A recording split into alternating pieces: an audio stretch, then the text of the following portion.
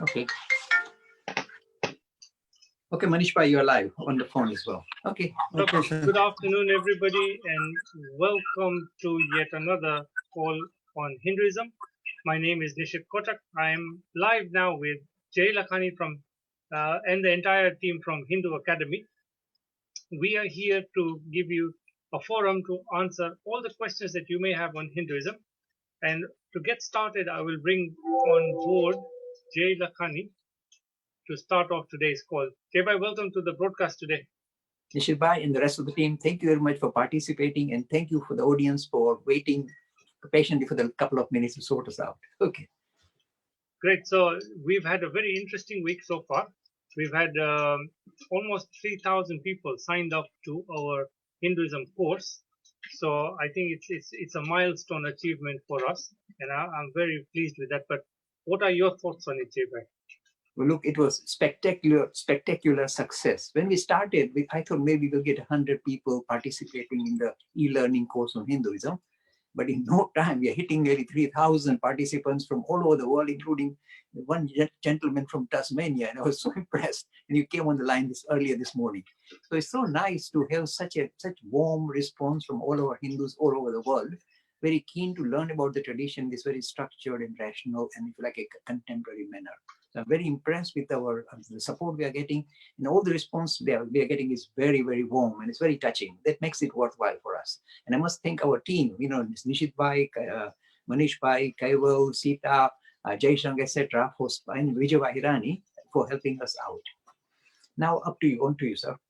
Thank you, Jay. So for those viewers who are wondering what we're talking about, if you go to our website, which is hindu-academy.com, hindu-academy.com, right here in this big bold lettering, you'll see how to register for your free course. And if you click here, you'll be taken to the registration page. It's very simple to do. All you need is your name and your email address, and you will be sent the login details. The course is over 8 modules, and so it's very easy to go through. There is also an FAQ video over here if you want to learn about issues with the course or how to navigate, etc. And for any technical difficulties, you can contact myself as well. Nishit Bhai is talking about the course we're running. Go on. So what I'm going to do is I'm just going to hand back to you and get the call started off. Perhaps I will start with a number of questions from one of my team members, Kaival.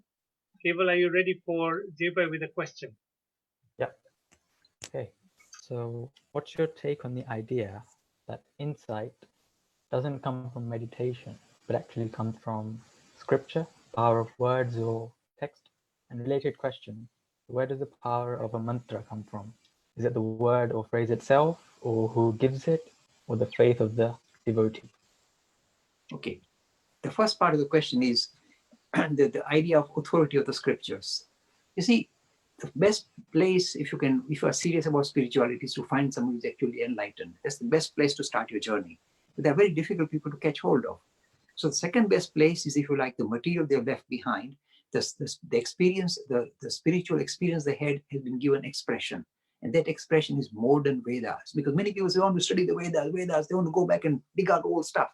I say, look, Vedas are defined as anything that comes out of the lips of a person who's enlightened. Even today, one of the viewers, anything that any person who's enlightened and gives expression to his experience, that is the definition of the word Veda.